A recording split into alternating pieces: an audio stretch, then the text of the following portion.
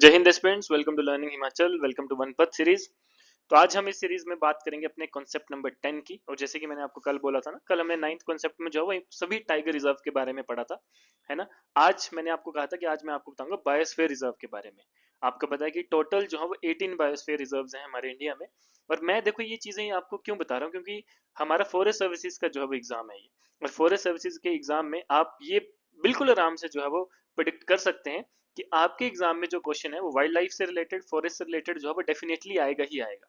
ठीक है। तो ये इसलिए इंपॉर्टेंट है क्योंकि अगर आपने प्रीवियस ईयर क्वेश्चंस देखे होंगे एसीएफ के, या फिर कोई भी क्लास 1 पेपर या आरएफओ का पेपर देखा होगा, ठीक है, तो उसमें यहाँ से जो है वो क्वेश्चंस आपके डेफिनेटली पूछे गए हैं। ठीक है। तो इसलिए जो है वो हम इन सभी को जो है वो जितने भी आपकी इंपॉर्टेंट चीजें बनती है वो सारी हम जो है वो अपने कॉन्सेप्ट की इस सीरीज में जो है वो कंप्लीट करेंगे। क्लियर। तो आगे चलने से पहले आपको जैसे मैं बता देना चाहता हूँ कि जैसे हमारे जो है वो टोटल 10 एफएलटीज हैं, और अगर आप चाहते हैं इनको जो है वो अटेंड करना, ठीक है, तो डिटेल्ड एक्सप्लेनेशन के साथ लेटेस्ट पैटर्न के बेस पर जो है वो आपको ये सारे जो है वो आपको मिलेंगे। इसका लिंक आपको डिस्क्रिप्शन में गिवन है, ठीक है। इसके साथ साथ हमने करंट अफेयर की कंपाइलेशन भी जो है वो आपके लिए तैयार की है पिछले एक साल की, यानी कि अगस्त 2024 से लेकर अगस्त 2025 तक की। लगभग 700 के अराउंड जो है वो एमसीक्यूज हैं, और वो सारे एमसीक्यूज भी आपको डिटेल्ड सॉल्यूशन, डिटेल्ड एक्सप्लेनेशन के साथ मिलेंगे। उसका लिंक भी डिस्क्रिप्शन में गिवन है, तो आप चाहें तो आप उसको जो है वो परचेज कर सकते हैं और इसको जो है वो पढ़ सकते हैं और इन मॉक टेस्ट को जो है वो सॉल्व कर सकते हैं। चलिए तो चलते हैं अपने टॉपिक की तरफ। तो देखिए, बायोस्फीयर रिजर्व्स इन इंडिया की बात करें, ये आपका गवर्नमेंट ऑफ इंडिया की वेबसाइट का डाटा है। यानी कि यहाँ पर आपको जो भी चीजें हम पढ़ाएंगे वो बिल्कुल जेन्युइन, ऑथेंटिक, और आपके एग्जाम में यही चीजें जो है वो आपकी सही मानी जाएंगी। ठीक है। अब यहाँ पर बात है कि name of the biosphere reserve, कब उसको जो है वो डेजिग्नेट किया गया, ठीक है। उसके बाद कौन कौन से स्टेट्स में जो है वो लाई करता है, लोकेशन क्या है, और या फिर बायो जियोग्राफिकल जोन जो है इस बायोस्फीयर रिजर्व का क्या है। तो इसमें हमने जो मेन चीजें याद रखनी, एक हमने याद रखना है इस बायोस्फीयर रिजर्व का नाम, उसका एयर ऑफ डेजिग्नेशन, उसका स्टेट और उसका बायो जियोग्राफिकल जोन, ठीक है, कि कौन से जोन में जो है वो आता है।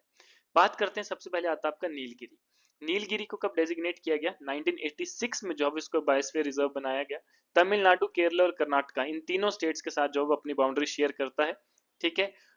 बायो जियोग्राफिकल जोन की बात करें तो वेस्टर्न घाट्स वाले रीजन में जो है वो ये आपका लोकेटेड है। दूसरा आता है नंदा देवी। नंदा देवी 1988 में जो है वो इसको डेजिग्नेट किया गया था as a biosphere reserve. State की बात करें उत्तराखंड में लोकेटेड है, यानी कि वेस्टर्न हिमालयस का जो है वो ये पार्ट है। नौकरेक की बात करें 1988 मेघालय में है, और ईस्टर्न हिमालयस का जो है वो ये आपका पार्ट रहता है। गल्फ ऑफ मन्नार की बात करें 1989 में इसको बायोस्फीयर रिजर्व बनाया गया था। तमिलनाडु में जो है वो ये आपका सिचुएटेड है। और कोस्टल रीजन जो है वो आपका ये आता है, कोस्ट जो है वो आपकी ये आती है, यानी कि रीजन की अगर हम बात करें, बायोजियोग्राफिकल जोन की बात करें, तो ये कोस्ट में जो है वो आपका लाई करता है। सुंदरबन, सुंदरबन 1989 में वेस्ट बंगाल में लोकेटेड है। और गैंगेटिक डेल्टा जो आपको पता है, सुंदरबन डेल्टा भी जो है वो फॉर्म करता है।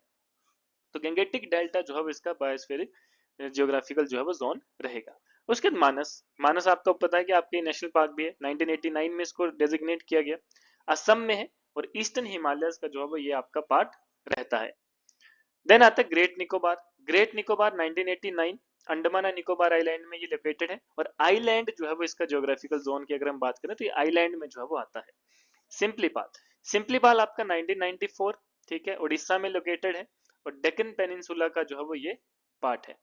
डिब्रू साइकोवा ये आपका 1997 में हुआ था, असम में लोकेटेड है, और ईस्टर्न हिमालयस का जो है वो ये पार्ट है। उसके बाद अगर हम बात करें, नेक्स्ट अगर हम बात करें तो आता है देहांग दिबांग। इस बायोस्फीयर रिजर्व की अगर हम बात करते हैं तो 1998 में जो है वो ये आपका डिजिग्नेट किया गया था। अरुणाचल प्रदेश में जो है वो ये लोकेटेड है, और ईस्टर्न हिमालयस का जो है वो ये आपका पार्ट रहता है। देन आता है पचमढ़ी। पंचमढ़ी की बात करें तो 1999 में ये आपका डेजिग्नेट किया गया था, मध्य प्रदेश में जो है वो इसका सिचुएटेड है, और सेमी एरिड जो है वो इसका क्या है, जियोग्राफिकल जोन रहता है। देन कंचनजंगा, कंचनजंगा को जो है वो डेजिग्नेट किया गया था 2000, यानी कि सन 2000 में, सिक्किम में लोकेटेड है, और ईस्टर्न हिमालयस का जो है वो ये आपका पार्ट रहता है। देन अगस्त्य मलाई, अगस्त्य मलाई 2001 में जो है इसको डेजिग्नेट किया गया था, केरला और तमिलनाडु के साथ जो है ये बाउंड्री शेयर करता है, और वेस्टर्न घाट का जो है ये पार्ट है। अब आपके एग्जाम में क्वेश्चन जो है वो आपसे रीजन यानी कि जो बायोजियोग्राफिक जोन है ये भी पूछा जा सकता है, और स्टेट के बारे में भी पूछा जा सकता है, तो ये आपको दोनों ही जो है वो याद रखनी है। उसके बाद अचन कुमार अमरकंटक, जहां से आपकी जो है वो एक रिवर भी जो है वो फ्लो करती है जो रिफ्ट वैली बनाती है, नर्मदा रिवर, है ना, ये आपको पता भी होगा। 2005 में जो है वो इसको डेजिग्नेट किया गया था। मध्य प्रदेश और छत्तीसगढ़ वाला एरिया जो है वो इसमें रहता है, और मई काला हिल्स का जो है वो ये आपका पार्ट है। Great run of Kutch 2008 Gujarat में लोकेटेड है, और डेजर्ट वाला रीजन जो है वो ये आपका रहता है। देन उसके बाद कोल्ड डेजर्ट 2009 में इसको बायोस्फीयर रिजर्व बनाया गया था। हिमाचल प्रदेश में जो है वो ये आपका रहता है, और वेस्टर्न हिमालयस का जो है वो आपका ये पार्ट है। देन शेषचलम 2010 में आपको बायोस्फीयर रिजर्व का जो है वो ये मतलब आपका डिजिग्नेट किया गया था, आंध्र प्रदेश में है, और ईस्टर्न घाट का जो है वो ये आपका पार्ट रहता है। देन पान्ना, पान्ना जो है 2011 में हुआ था, मध्य प्रदेश में जो है वो ये सिचुएटेड है, और catchment area of can river ये जो है वो इसका बायोजियोग्राफिक जोन है। इसके अलावा आप ये याद रख सकते हैं कि टोटल 18 में से जो है हमारे 12 बायोस्फीयर रिजर्व जो है वो आपके world network of biosphere reserve का जो है वो पार्ट है, ठीक है। और रिमेनिंग जो 6 बचते हैं उनको जो है वो अभी कंसीडर किया जा रहा है, यानी कि वो अंडर कंसीडरेशन है, तो जल्द हो सकता है कि वो भी जो है वो इसका पार्ट बन जाए, ठीक है। तो world network of biosphere reserve में जो है वो आपके ये 12 आपके जो है वो बायोस्फीयर रिजर्व जो है वो लोकेटेड है। और ये जो आपको एयर दिया है, जैसे ये दूसरे वाले जो यहाँ पे एयर्स दिए, ये वही एयर है कि कब इनको जो है वो world network of biosphere reserve में जो है वो एनरोल किया गया था, ठीक है। तो ये सारी इंफॉर्मेशन जो है आपको याद रखनी है, ठीक है। कौन सा बायोस्फीयर रिजर्व कहाँ पे है, कौन से रीजन में आता है, कब वो डेजिग्नेट किया गया था एज अ बायोस्फीयर रिजर्व, क्योंकि इसमें से सारे मैक्सिमम जो है आपके नेशनल पार्क है, और उन्हीं नेशनल पार्क को जो है डेजिग्नेट किया गया बायोस्फीयर रिजर्व। जैसे कल हमने पढ़ा था कि कुछ नेशनल पार्क हैं जिनको हमने एज अ टाइगर रिजर्व जो है वो डेजिग्नेट करा था, राइट। तो इस तरह से जो है वो आपके ये क्वेश्चन रहते हैं। बाकी अगर आप चाहते हैं एचपीजीके का कंप्लीट लाइव प्लस रिकॉर्डिंग आपको कंप्लीट मिलेगी, लाइव क्लासेस हमारी ऑलरेडी चल रही हैं, उन्हीं की रिकॉर्डिंग जो है वो आपको मिल जाएगी। प्री और मेन सारा सिलेबस आपका कंप्लीट रहता है, हमारे खुद के बनाए डिटेल नोट्स आपको प्रोवाइड किए जाएंगे, और ये जो जो भी एग्जाम आपको यहाँ पर लिखे हैं एचएएस एचपीएस एनटी एलाइड, इन सभी की टेस्ट सीरीज जो है वो आपको इसमें फ्री ऑफ कॉस्ट मिलती है। एचपीजीके के सेक्शनल टेस्ट में लगभग आप 20 टेस्ट करते हैं, जिसमें मतलब आप लगभग 1000 क्वेश्चन एमसीक्यूज जो है आप इसको प्रैक्टिस करते हैं। तो ये सारी चीजें जो है वो आपको इस कोर्स में मिलेगी। सिर्फ 3000 का जो है ये कोर्स है, और इसकी वैलिडिटी जो है वो आपकी जब तक आपका एग्जाम क्लियर नहीं होता तब तक जो है इसकी वैलिडिटी आपको रहती है। तो जो भी इंटरेस्टेड है वो नीचे डिस्क्रिप्शन में लिंक दिया है, आप डायरेक्ट जाकर जो है इसको परचेज कर सकते हैं।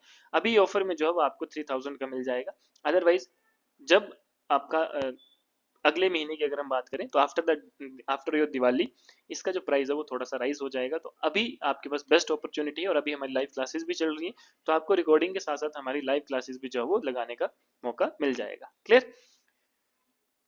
तो गाइज ये था आज का हमारा, मिलते हैं कल नेक्स्ट कॉन्सेप्ट में, तब तक के लिए धन्यवाद, जय हिंद।